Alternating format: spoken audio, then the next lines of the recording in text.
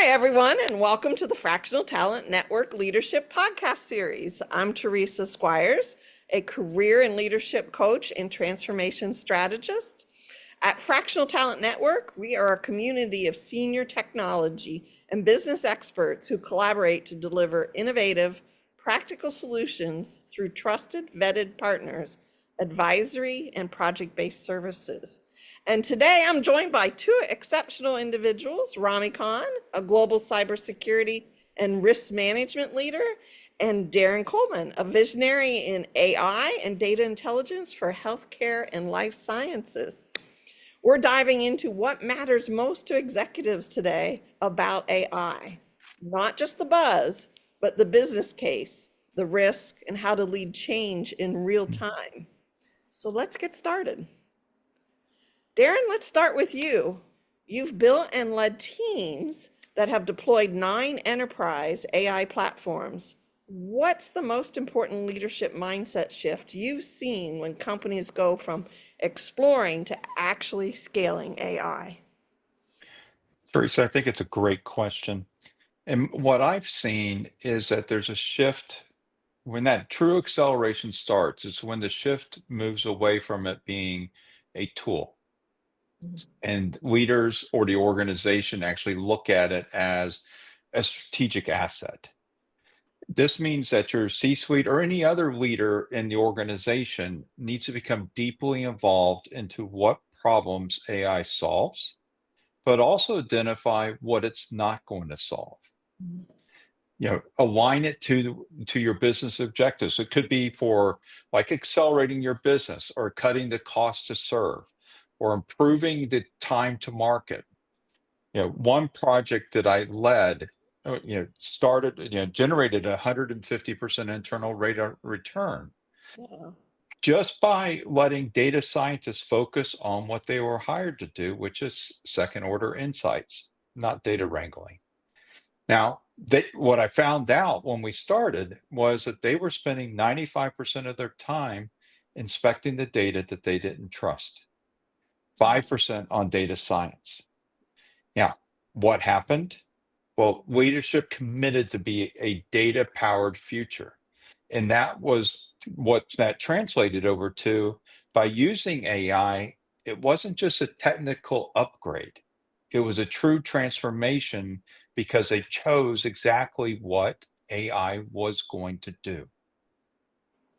I think that's so important. AI is just not a tech decision, it's Mhm. a leadership mandate, and you can't have it alone.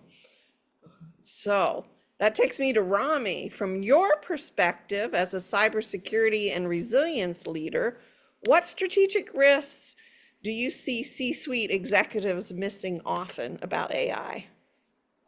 Yeah, that's a great question, Teresa. So, in terms of strategic or enterprise risks, I'd like to maybe build on what Darren was saying there, because I believe a lot of the risks really originate from leaders treating AI as more of a technology problem than a capability, right?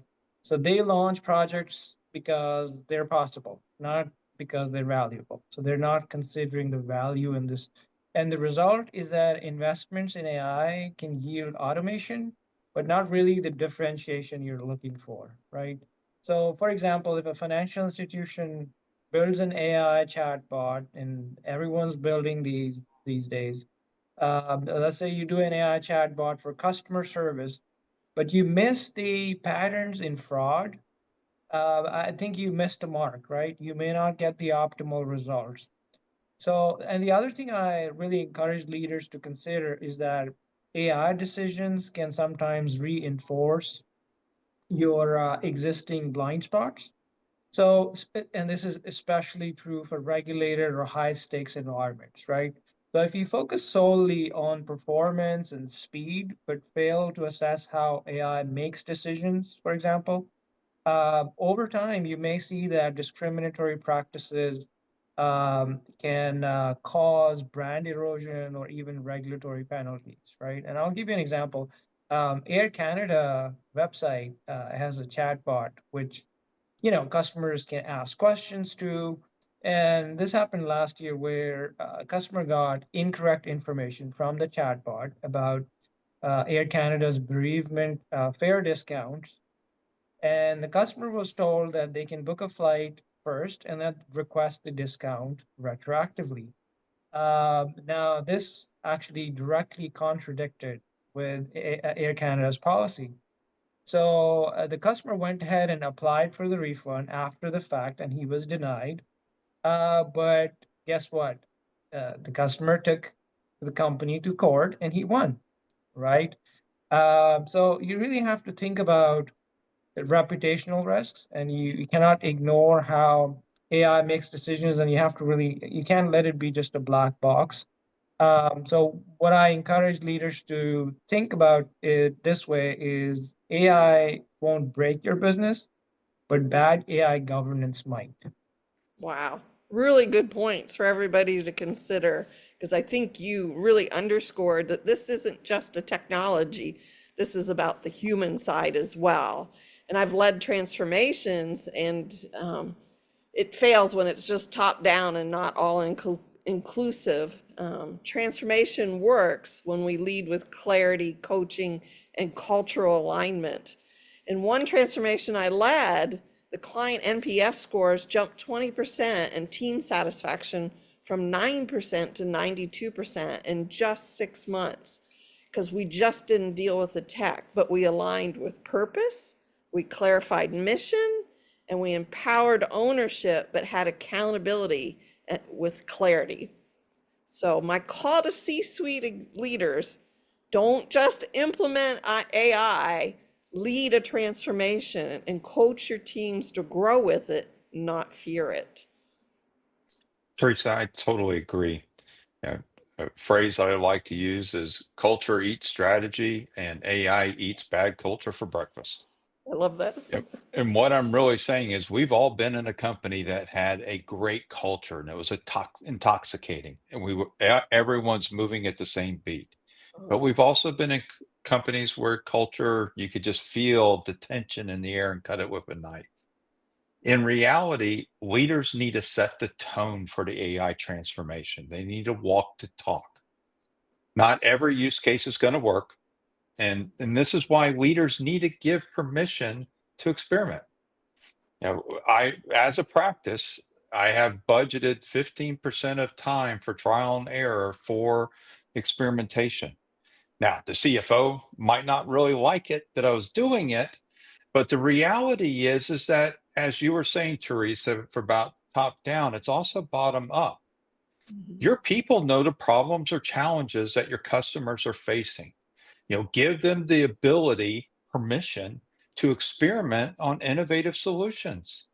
Embedding AI transformation into the organizational culture is a win-win. Your employee satisfaction will skyrocket, and so will your organizational transformation. You're right. So I'll jump in here. I mean, I strongly believe that AI adoption is as much about people as it is about technology, right? And you have to really ensure that your teams are trained. Even prior to that, what I would say is it's really important is to prepare the organization for that change, which is something I think leaders sometimes uh, don't do very effectively in my mind, because you have to be able to identify any sources of cultural resistance, for example, and address any misunderstandings, because this is a fast moving space and you have to be adaptable, and if you're not bringing the organization with you, you might run into a lot of cultural issues. The other thing I want to highlight is here is that every boardroom should be asking the question, where are we on the AI maturity curve? Meaning, are we just automating reports for the sake of doing AI, or are we making productive decisions with AI, right? Which is really a lot of where a lot of the value comes from. I would say start with the readiness assessment, because when I think back on how companies started adopting cloud computing many years ago, we've seen that transformation as well. I was at a large bank. It's a top 10 bank in the US at the time. And the CIO spoke at a town hall meeting, and he was talking about how there's a desire to adopt cloud, but security and regulatory concerns were also top of mind, right? So at that time, I led a center of excellence for the bank. One of the things we really focused on is what I call decision governance. So how do we know what we put in the cloud and what type of workloads are maybe not suitable for cloud? Or how do we ensure visibility and transparency for what is in the cloud, right? And what opportunities or risks arise from that? And I think all of that applies to AI. So I think you have to start there. And with this approach, the gains aren't just in technology, but in decision clarity. And I think if you do it that way, you get better regulatory alignment and you enable resilience, not just efficiency. So Darren, what other aspects of AI maturity do you recommend leaders consider here? Rami, you made me think of a favorite phrase of mine, a sword and shield. And the fact that many times you think about cost reduction from AI. And I want to, challenge leaders to think about the monetization side that you can do with AI. You need to ask yourself, just as Rami's talking about, once your people are trained, you have the proper governance around it. Are your AI platforms producing a net revenue impact? One initiative that I had led once, realized 90 million in new revenue in 12 months. And ironically, when I look back on it, it was looking at operational data that we previously didn't consider any value at all. And it was through experimentation with AI that we actually the team came onto something and said, well, wait a second, we can do something with this. And sure enough, they did. And they put it in front of a customer and the customer wanted to buy it. And what did this do? The fact is that it created a new revenue source. More importantly, the customer perception of the fact that they were seeing you innovate. And so what I really think about is that executives must fund the right AI pilots and realize that not some of them are going to be losers. They will. But when you find that winner, be ready to scale is what I would challenge leaders to think about. Wow, Awesome. great advice. Thank you. So at this point, I'm going to call us to a close. This is the series 1, and we'll do more in the second episode. But to close this out, I'm going to ask each of you your final thoughts. Yeah. So, Teresa, just my final thought is just a reminder. AI doesn't replace leadership. It amplifies it, the good and the bad. And I would challenge leaders to be bold in their decisions and understand that sometimes that bold decision might not be a winner, but there will be enough winners to show why you walk the talk. That's beautiful. Rami? Yeah, I would say be proactive.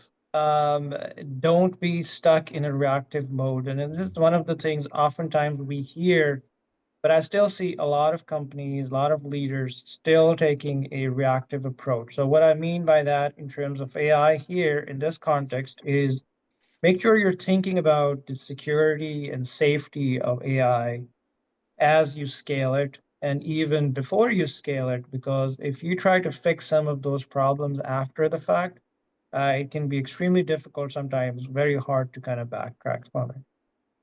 That's beautiful.